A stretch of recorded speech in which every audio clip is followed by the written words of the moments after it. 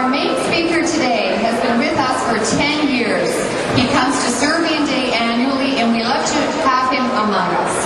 He is a Canadian military man who served with the Blue Berets in Krajina, who witnessed and wrote about what happened to the Serbs, whose books Enoch and Uncivil War made it known to the world. He was the first Canadian journalist to go into Kosovo during the 1999 bombing, who has appeared before Canadian and U.S. committees, who almost lost his life in Iraq, and who continues to write about the real Kosovo in Canadian papers. He has been here so many times, he speaks Serbian quite well. Please welcome our dear friend, Scott Taylor.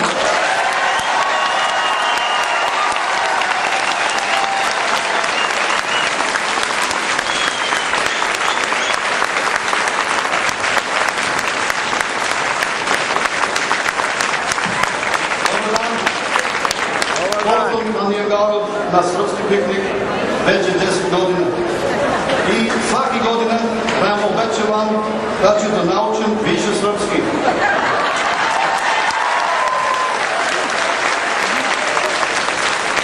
Prošle godine sam održao obećanje i ceo govor je bio na srpskom.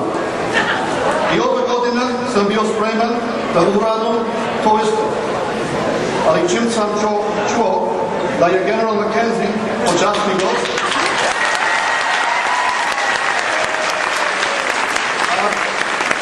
ja sam bio obećan vojnik. Zbog njega i u njegovu čast današnji govor će biti na engleskom.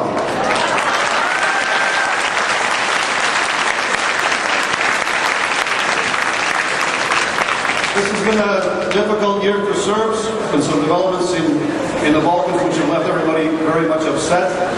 I've been asked on several occasions to come out and speak at various rallies about the independence of Kosovo. And in the beginning I was very reluctant to just accept, because of course if you're a journalist reporting from the Balkans, you need to be objective. People don't need to question your objectivity.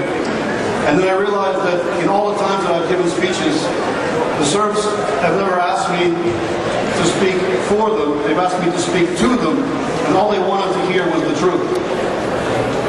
That truth I've been reporting since 1991, since the breakup, and that truth is that the Serbs were also victims.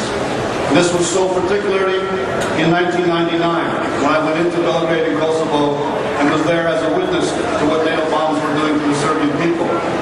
Now, I've been back many times since to Kosovo. I was just there again in April, after the so-called unilateral Declaration of Independence.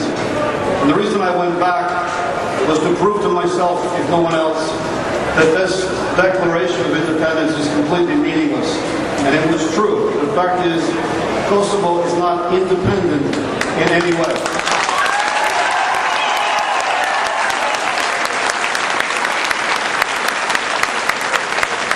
Economically, Kosovo would not exist without foreign aid being pumped into it. Now, anybody who remembers Yugoslavia remembers that people there, the republics, all paid the Kosovo tax. Now the international community is paying to keep this area afloat.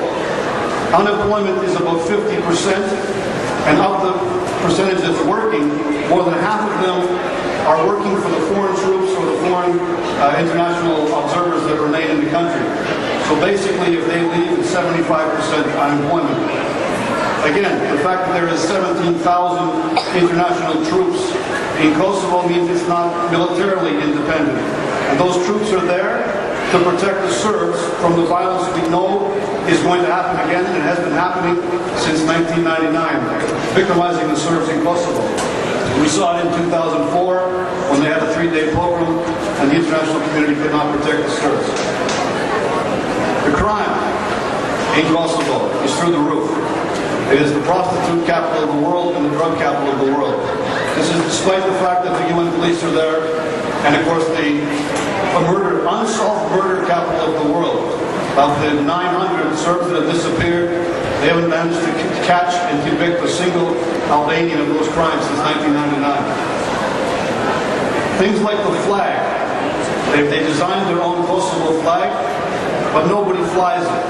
The Albanians, I hate to admit to this audience, are the most honest people in the whole equation. They don't make any bones about the fact that they've created Greater Albania. They fly the Albanian flag. They've been flying it since 1999. And even though they have their own flag, on military bases, they fly the Albanian flag above their new flag. So they are not trying to deceive anybody. It's the world that's trying to deceive itself. Now, all of these facts are known. The international community that's there, that's witnessing it.